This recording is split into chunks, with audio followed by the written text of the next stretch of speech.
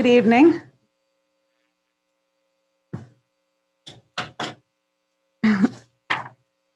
Well, first item on the agenda is the approval of the minutes from the December 14th meeting. Do I have any additions or corrections? Motion to approve?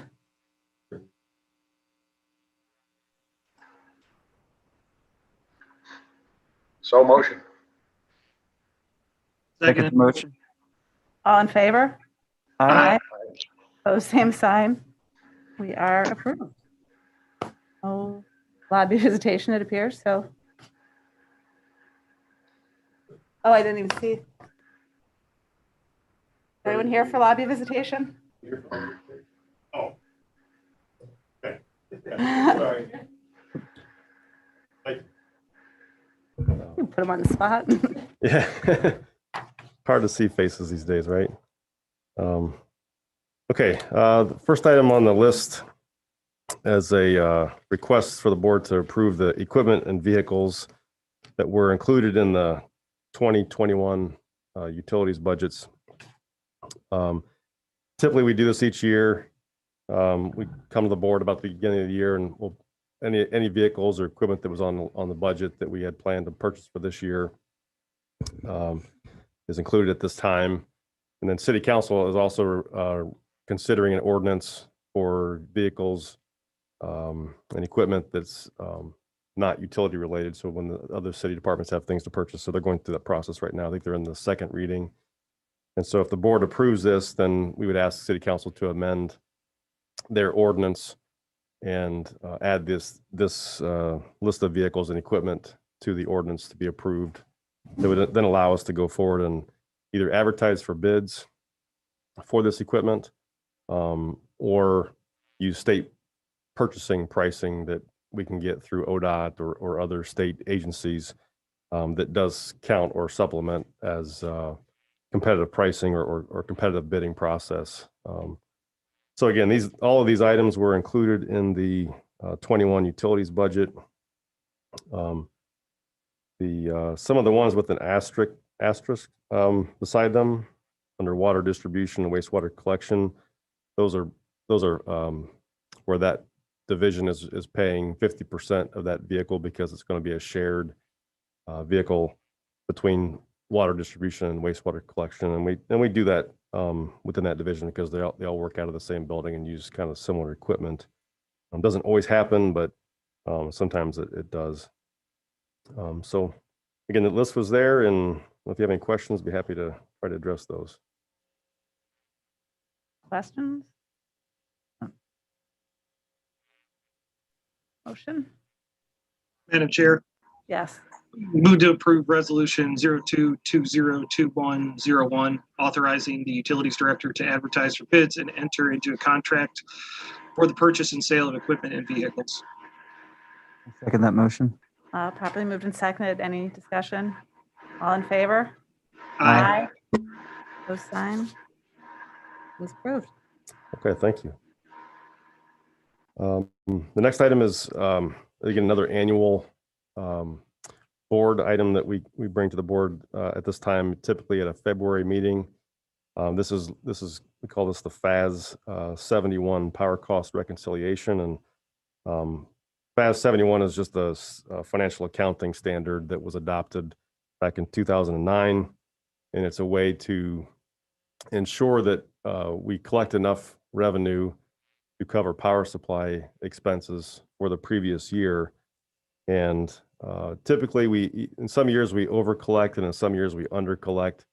And in each case, that amount, whether it was an over collection or under collection, gets transferred to the next fiscal year, which would be this year. And we either collect the amount that was under collected from the previous year, or we add that amount to the to help reduce power supply costs for the next year.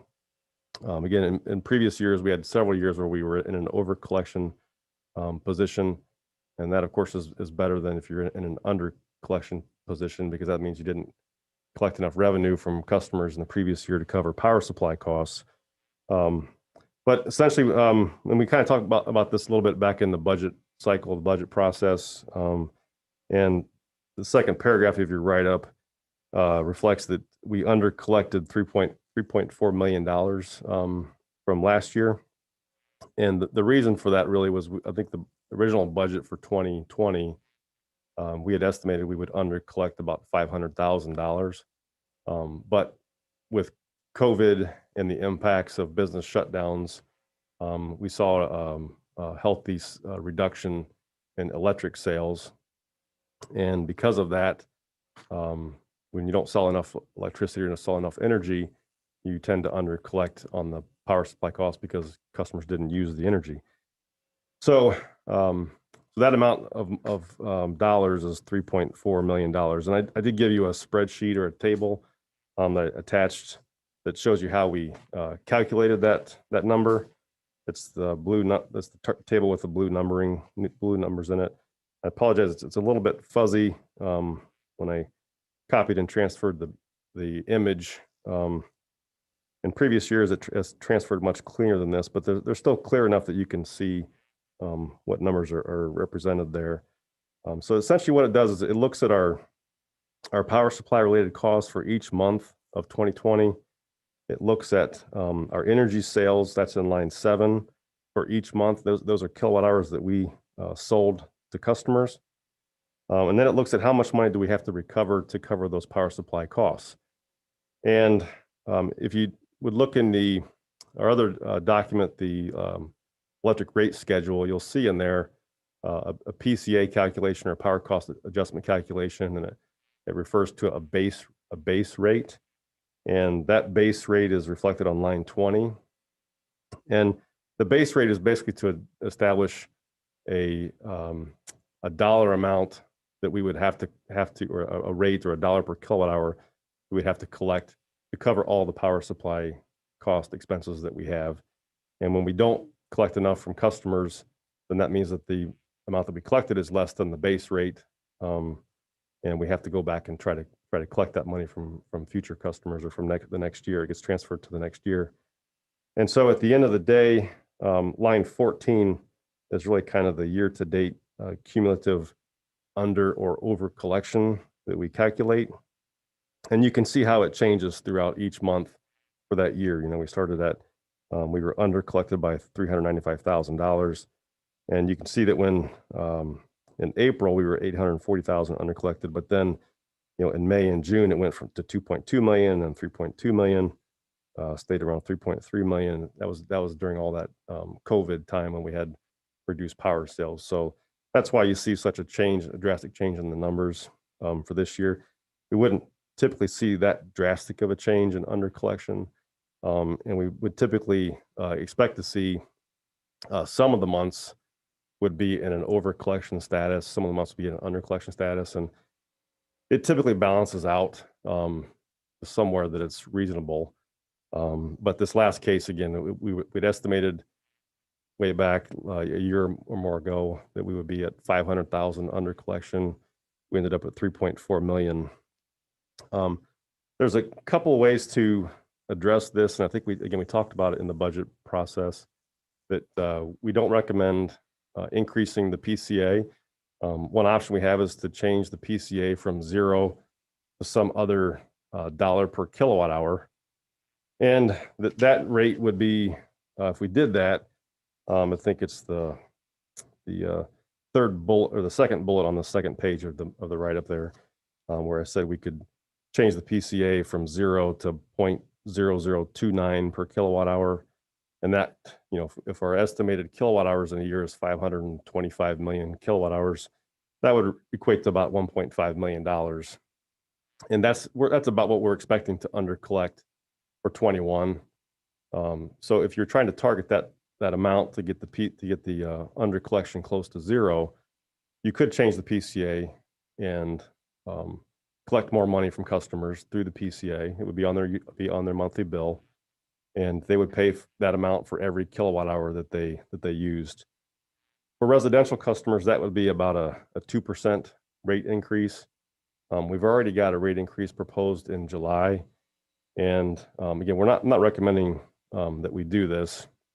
I'm just trying to explain to the board the options that we have, or what could be done to try to drive this closer to zero for 21. We believe that if our projections hold out, that by 2022, we'll be in an over collection status because our rates will have caught up and we'll have recovered this money from 2020. And then what we also expect to under collect in 21. So we don't see a major need to do that at this time. The first bullet point, I'm sorry, apologize. Yeah, the first bullet point talks about debt service obligations related to the JV5 bond requirements. And JV5 stands for Joint Venture 5. And that's an AMP project. It's a hydro project on the Ohio River. We call it Belleville Hydro. It was built back in the 90s.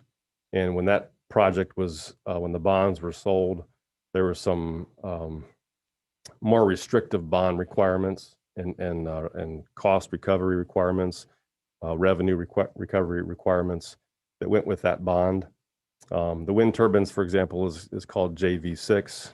And so they were very creative when they formed these projects, and they numbered them 1 through 6. And so that we know them by those numbers, but so JV6 doesn't have those same bond requirements. They're a little more flexible, but JV5 is the most restrictive. So we're still meeting with our current rate structure and what we're collecting today and what we collected in 2020. We're still meeting our debt service obligations. We have enough money on hand to cover the loss or cover the lack of collecting those funds right now in the electric utility. So we don't see a big need to change rates or try to increase rates for customers to adjust this. What, you know, our estimated 21 projection will be around 1.5 million under collected. We could go borrow money from AMP as part of a rate levelization strategy, which again, we talked about that during the budget process. That's the last bullet point on the second page. Again, that would basically amount to borrowing $1.5 million this year, about what we expect to be an under collected status at the end of this year.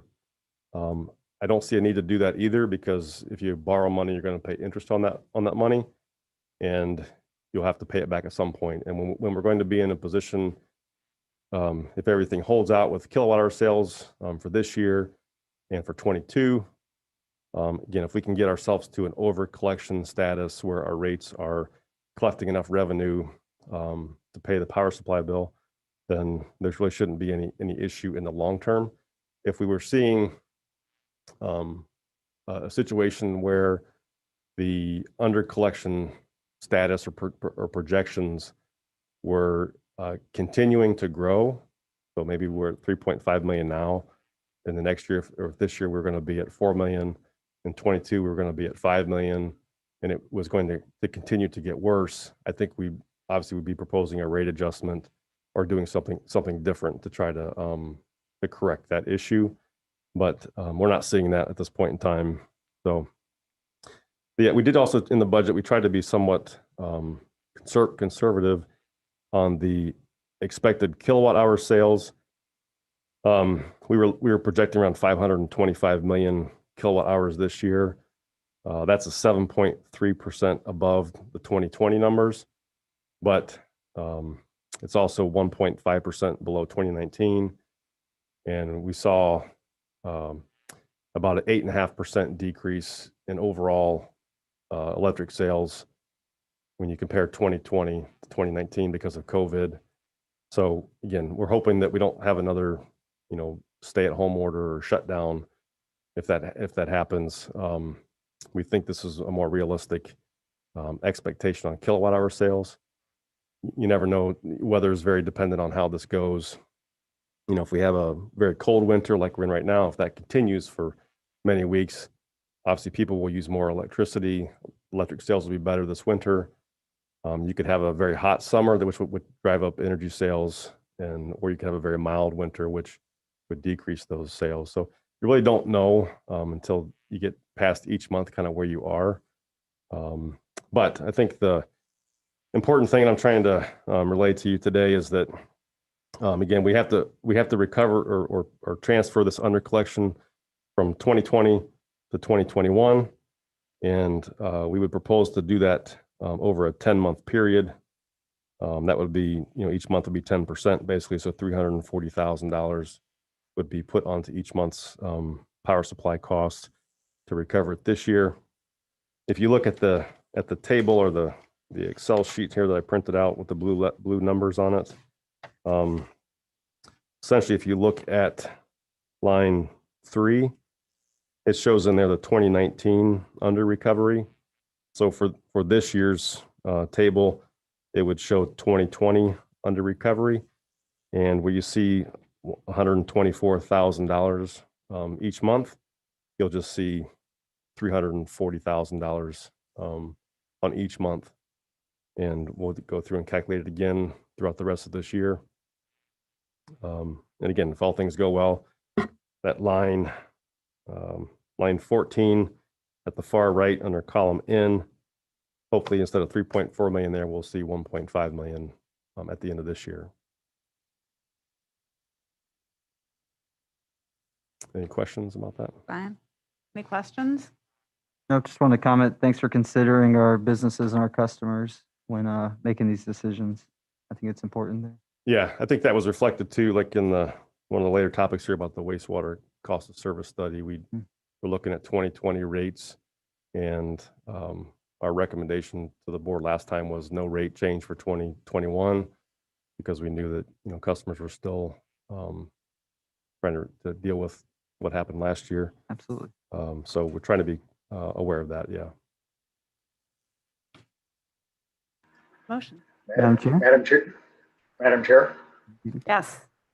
I move that we approve Resolution 02-2021-02, determining under recovered power supply cost for the previous fiscal year and establishing a recovery schedule. Second. Properly moved and seconded. Any discussion? All in favor? Aye. Opposed, same sign. Approved. Okay, thank you. The next item is a request to do a property transfer or a property swap, maybe another word for this.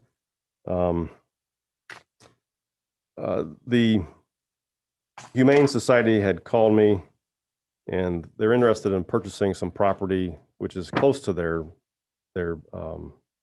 current location on Van Camp Road.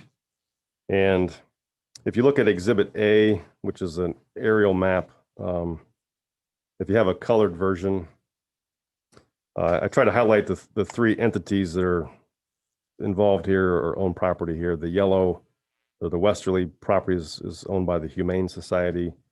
The green is the city of Bowling Green. And then the red is a property owned by McEwen Realty. And the McEwen Realty owns about 4 acres there, and that's up for sale.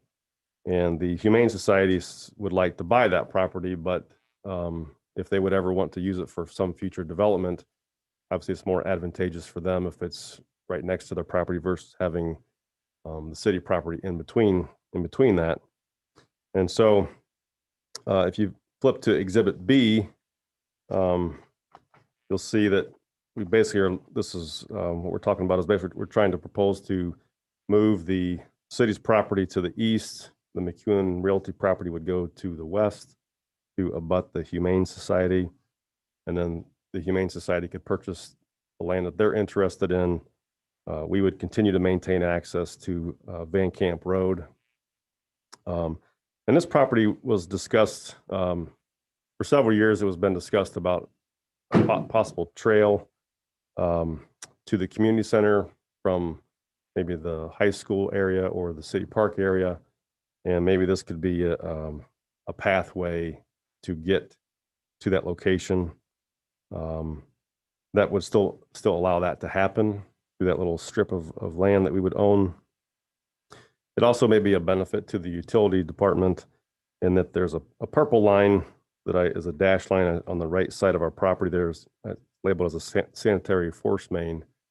And so there's a sanitary sewer pump station on Van Camp, about where the black dot is on Van Camp there. And it runs south past along the high school property And so while we do have an easement that sanitary sewer force main sits in right now, this would at least put our property adjacent to it. If we ever had to access it, I know there's a business out there today, and if they have activity or work going on, we can at least use our property to get to where the break was or where the problem was, get it repaired. Not that we anticipate that to happen, but long term, it's probably better for us to own property that's near our infrastructure versus being away from it. And again, it still preserves access to Van Camp for some future trail. And even if let's say a couple years ago, we talked with the city schools about doing this kind of arrangement, and we actually had some preliminary discussions with McEwen Realty about doing this exact same thing when the school had looked at trying to get an access drive to Van Camp if their new levy went through. And we had an agreement with them at the time, if their levy passed, that we would do this. Obviously, the levy did not pass. And we're not in discussion with them right now about that. But this would seem like it would benefit, all the parties involved, and really wouldn't be any harm to us. Would help out the Humane Society if they wanted to do some growth out there someday. If they have an interest in purchasing the land, that would allow them to move forward with that. So the owners of McEwen Realty and I drafted a real estate agreement, which I included in your board packet, and just kind of spells out what I just described to you and some of the things we're going to agree to. Basically, there won't be any cost to the city for the land transfer. We're going to go ahead and do the legal descriptions and the exhibits and get the documents ready to make the transfer. The farming leases that are in place today will remain in effect throughout this calendar year. So it won't affect our farm leases that we have or that McEwen Realty has. In 2022, that will change, and we'll farm what we own. They'll farm what they own, or maybe that'll be the Humane Society, whatever they own. And again, this is contingent, as we've done in past land agreements. This is contingent upon the board approving a resolution, as well as city council passing an ordinance that would allow this transfer to happen. So if either one doesn't agree, then this goes away. But yeah, I think that's the bulk of what I wanted to cover. So, Like any downside to it? No, it looks like a win for everybody. Madam Chair, Yes. can I make a motion to approve Resolution 02-2021-03, approving an exchange of property between the City of Bowling Green and McEwen Realty? Second. So, Properly moved and seconded. Any discussion? All in favor? Aye. Aye. Opposed, same sign. Approved. all right, thank you. The next item is a request to approve the wastewater service cost of service and rate study that we presented back in December. And I did just kind of recopy everything that we put into the packet for the board. That's the italicized text there you see. And I gave you a copy of the table that was presented with the rate schedule for inside corp rates, outside corporation retail rates, and then the wholesale rates as well. And these are the numbers that basically were reflected in the cost of service study and the rate recommendation. You can see that we had talked about under inside corporation, the line for commercial and industrial, the usage charge at the end of the plan in 2024. Those are both at 0.03 per cubic foot. And that was our goal, was to make the commercial and industrial costs equal so that in future years we can keep those the same, which is what we basically do with water right now. Our water rates, commercial and industrial, are identical. We wanted to get the wastewater rates to the same level. But didn't have any other changes. It wasn't a change, but there were no changes from Courtney or from staff that I heard from the board about this. So there's no proposed change for this year. You can see that the effective date of at the top of the page there of January 1st, 2020, that still is in effect today. And then the second column says effective January 1st of 2022. We wouldn't propose any rate adjustment until next year.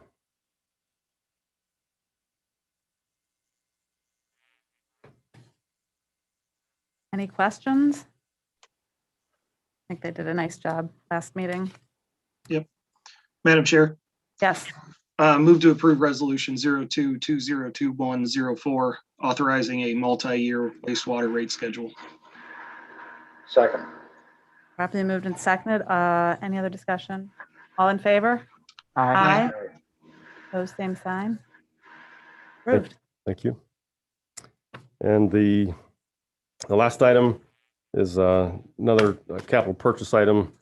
It's a request to approve the purchase of a new transformer at the Gypsy Lane substation. This was on our list of things to do last year, but again, due to COVID, and we knew we were going to have some reduced revenues, we were looking for ways to cut the budget, and we decided not to make this capital purchase last year. So that we had $900,000 in last year's budget that we didn't spend.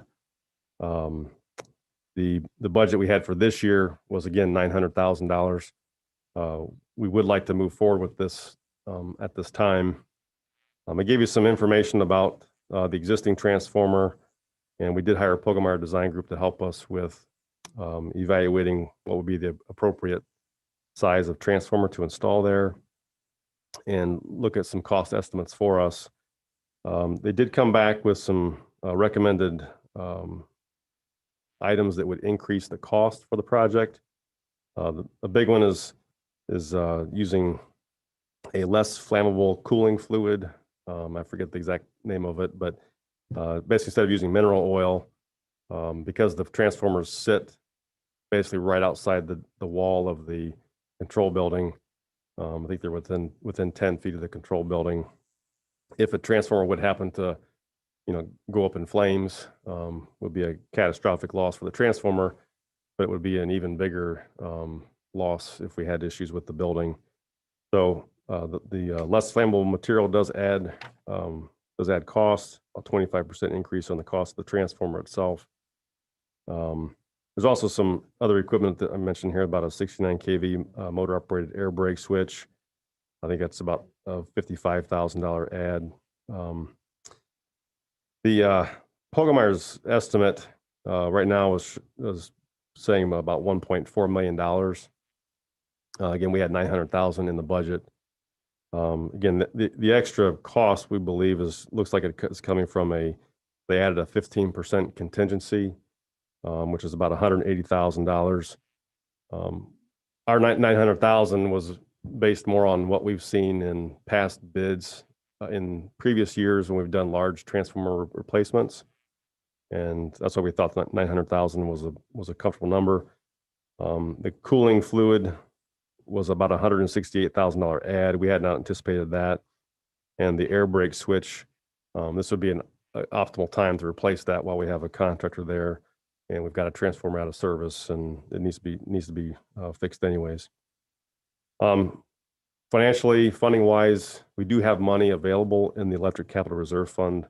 It's just not appropriated. There's about $2 million, I think, from the last budget numbers that we had back in November and October when we reviewed with the board.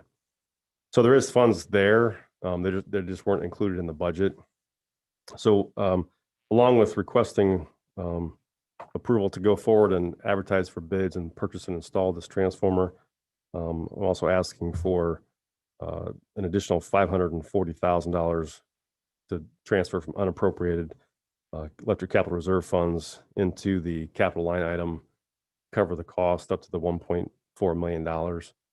If it should go to that point, I don't think it will probably get there again because they've got this 15% contingency in there that we haven't seen.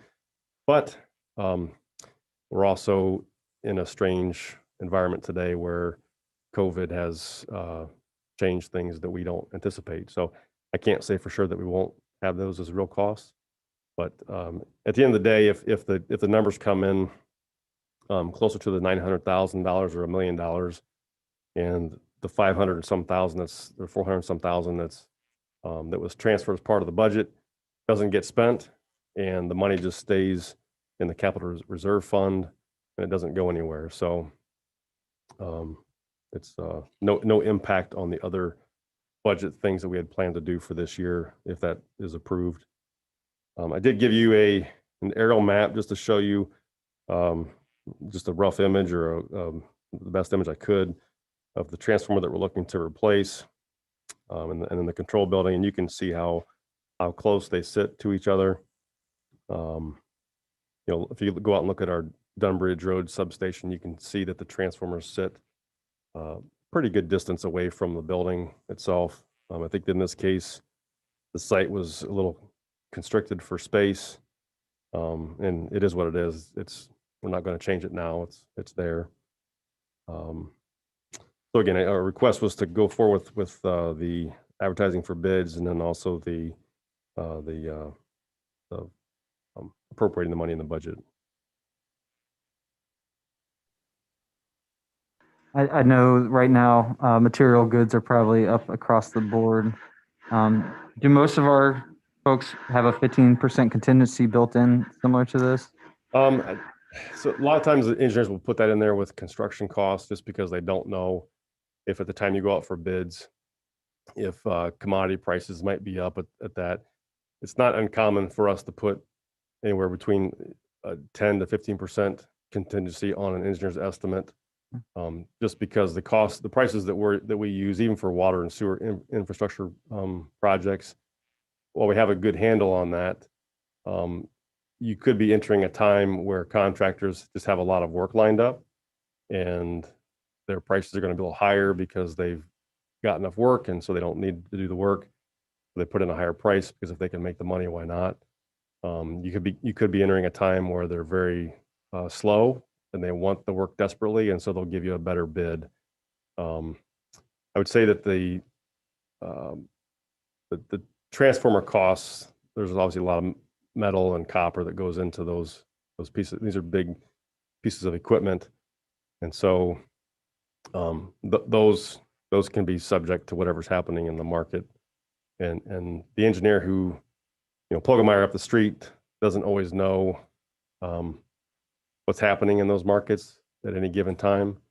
And they probably also don't go out for bid on, 25 MVA transformers every day. So that's a little bit of an unknown. Sure. The way we've done this in the past is we've purchased the transformer ourselves through a contract. And so we take bids for that transformer purchase. And that typically comes in at, $600,000, maybe $500,000 to $600,000 for the transformer. And then once we've got that purchased, they'll start the process to build the transformer wherever that facility is located.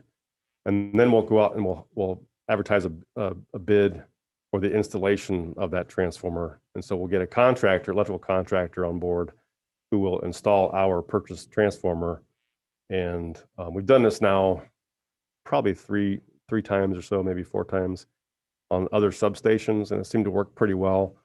We don't get the markup from the electrical contractor on a $600,000 item when we can buy it ourselves and just tell the contractor, okay, here it is, go install it. Typically the transformer manufacturer is the one who will set the transformer. And so once it's set, then the contractor comes in and he does all the wiring and hooks it up. So the electrical contractor's portion is probably in the $300,000 to $400,000 range. So a little bit less than what the transformer costs to purchase. So we do save that markup of their, because they're going to make a profit on any of the materials they sell to us. It does add some complication because now we've got 2 parties we're dealing with and trying to schedule that time that the transformer is done and is delivered at the same time that the contractor is going to be there. But we've been pretty successful at the last, say, 3 or 4 times, and it's worked out well for us. And we're proposing to do that same process here. But the contingency didn't strike me as being out of the ordinary. I would say we see that with a lot of engineers' estimates, and that's their fudge factor. And I've done it myself, so I can't fault them for that. Thank you. Hey, Yeah, Brian. Brian. Oh, go What's ahead, up? Brett. Are you aware if there are any hazardous materials in the existing transformer? John is here. I don't believe there is, but we'll see what John says. John's saying no, that it's mineral oil. Okay. Yeah. I know maybe not this size transformer, but I know PCBs was really a popular thing in transformers.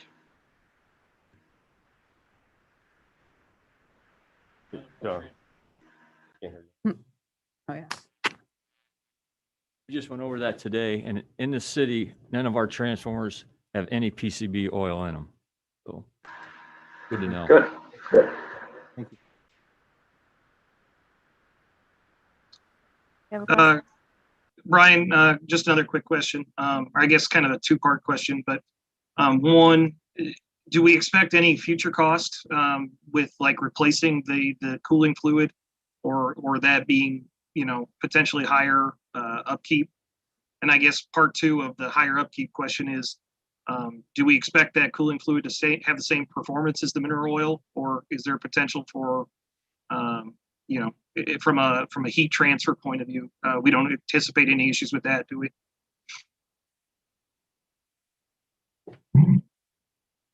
No, we don't anticipate any of that. We test the oil every year, and that'll be a new test for us. But when we test it, we send it out, and we get all the results. And this oil is not supposed to. It's supposed to hold up just like regular mineral oil that they put in them.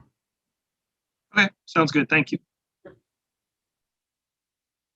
I would expect, Andy, in the future at some point, if that material would have to be replaced or cleaned, we do that now with our other transformers, and so that may have to go through a different process, or maybe we'll need a separate holding tank for that particular transformer. Those are going to be pretty small costs.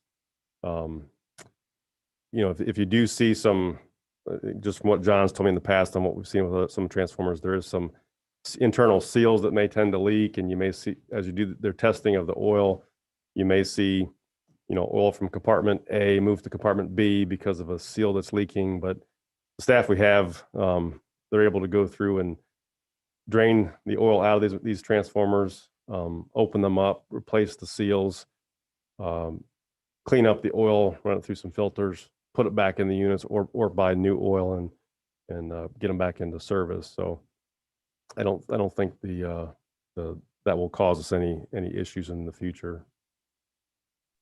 Sounds good. Thank you. Madam Chair, Yes. move to approve resolution 02202105, authorizing a supplemental appropriation and advertising for bids and entering into contracts for the transformer replacement at the Gypsy Lane substation. A second the motion. Properly moved and seconded. Any other discussion? All in favor? Aye. Aye. Aye. Opposed, same sign. Approved. Okay, thank you. That's all I have, unless you have questions for me. Questions? No question. Thank you, Brian. Thank you. Thanks.